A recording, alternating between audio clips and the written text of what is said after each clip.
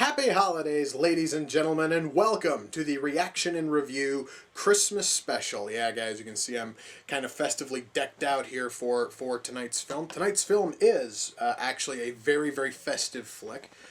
However, I'm not really sure if this one's going to be any good, and this one does need a little bit of a backstory.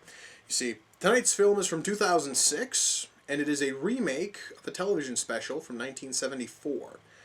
The movie in question is called The Year Without a Santa Claus. Now, for those of you who do not know, in 1974, a one-hour television special called The Year Without a Santa Claus was produced by a studio called Rankin, who were known for making just tons and tons of these like well-known Christmas specials, including stuff like Frosty and Rudolph, and you know, they basically did a whole lot of the real iconic Christmas specials that weren't Charlie Brown, Garfield, or, you know, anything based on, like, a comic strip. They were basically the studio to go to if you were looking for Christmas specials.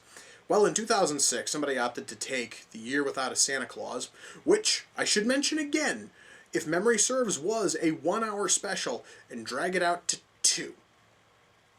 I'm going to tell you right now. First of all, the very fact that this thing is a remake is the first strike, alright? The fact that it's twice as long as the fucking original is strike 2. This film is already looking horrible. And the only reason why I'm doing it is because a friend paid me to fucking do it. He was really desperate for me to cover this. So, we get to see exactly what kind of Christmas fare my friend was requesting. Oh boy. So, I'm just going to dive right into this one, and I hope that it isn't nearly as painful as I fear it's going to be. So, without further ado, it's time to kick back, relax, and check out The Year Without a Santa Claus.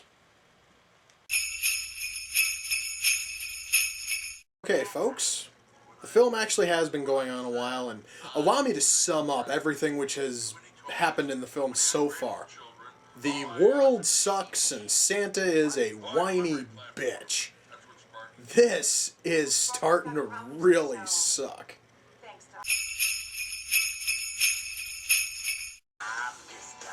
So, they cast Harvey Firestein to play the Heat Miser. Yeah, Firestein to play the Heat Miser. That pun is bullshit, and his singing is worse. Jesus Christ, that's bad.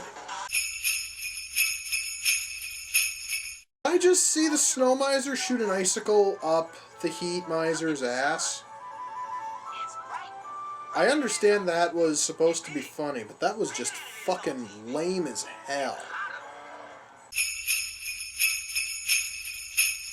I would like to make this point abundantly clear right now. If ever given the chance, I would shoot Chris fucking Kattan right in the face. He is probably one of the most annoying actors I have ever seen. The fact that he's gotten this much screen time in this goddamn movie is almost fucking criminal. I just wanted to get that out. Now I suddenly feel a little bit better, and I think I can survive the rest of this shit heap. Well, folks, I now have a theory. I believe that any film, no fucking matter how shitty, can be easily saved by giving a role to Carol Kane. She is probably the best actor in this film so far, and she's gone. She was maybe here for about like 3 minutes. That's it, and that's probably gonna be the best three minutes this film is going to offer. Still, at least it was a good 3 minutes. That is the least I could have asked for. So, this kid is whining because his dad is the mayor, and sometimes the mayor has to work on Christmas Day. Well, guess what, kid? That is what happens when someone is elected into public office. Sometimes they have to work on Christmas Day. Get the fuck over it. God damn it, this movie is painful.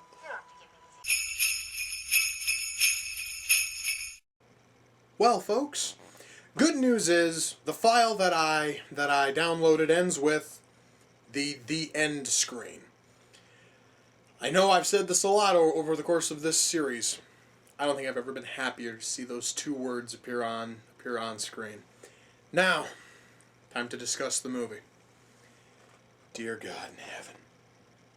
You know, I had a feeling going into this thing that I was going to get into a bad movie here. I didn't think it was going to be that bad, though.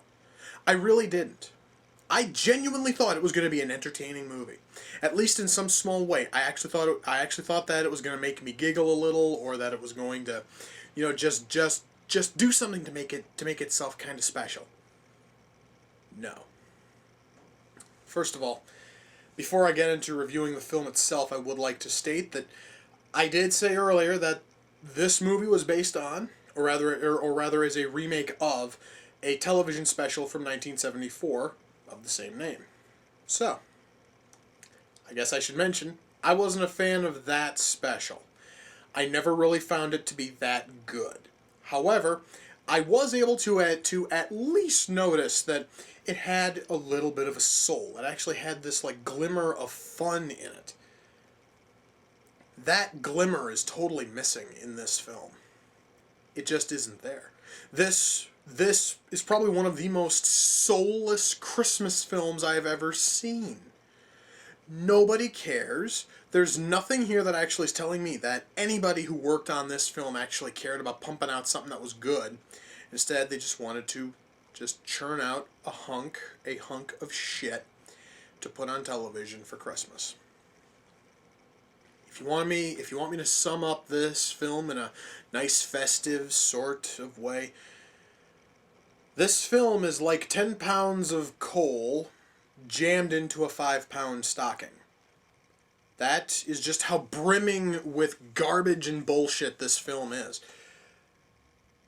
I'm trying to figure out where the hell to even start. I guess I can start with acting, because some of the acting was actually decent, but that is partially because of who they cast.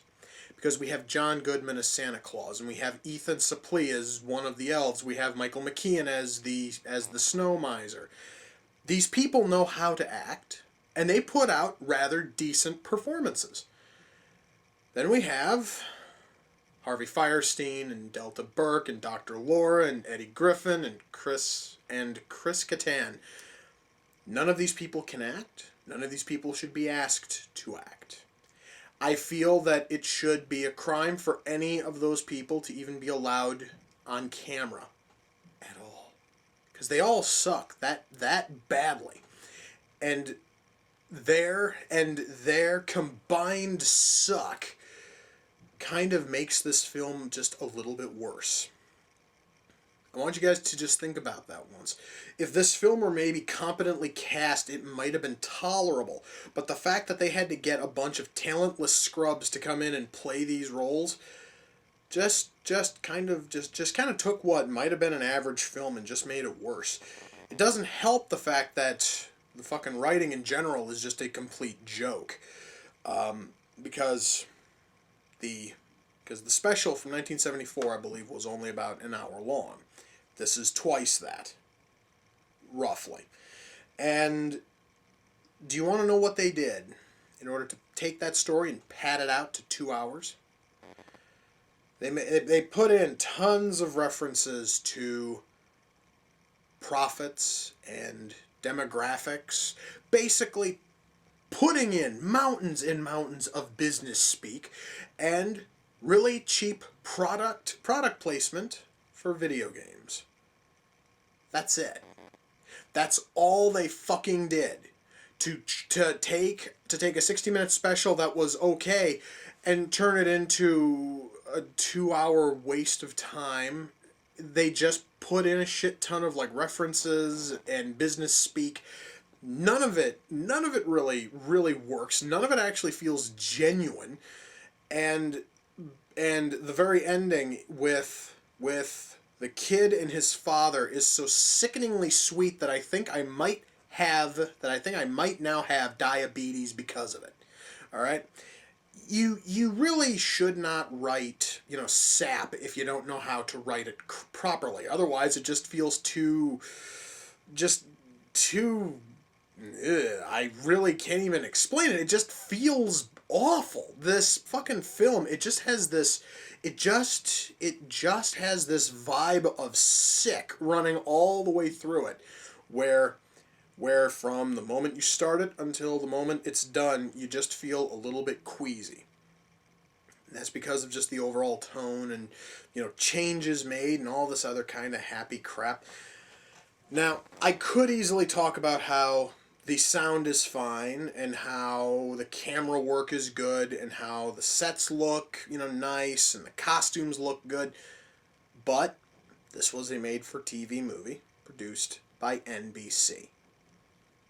If they honestly would have fucked up any of those, it would probably have been criminal. Why?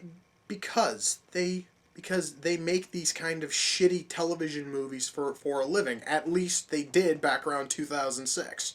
You used to always see movies made for TV, and they would actually run on network television. Nowadays, all of them run on cable. This one actually was probably one of the last ones to run originally on network TV, which is kind of cool.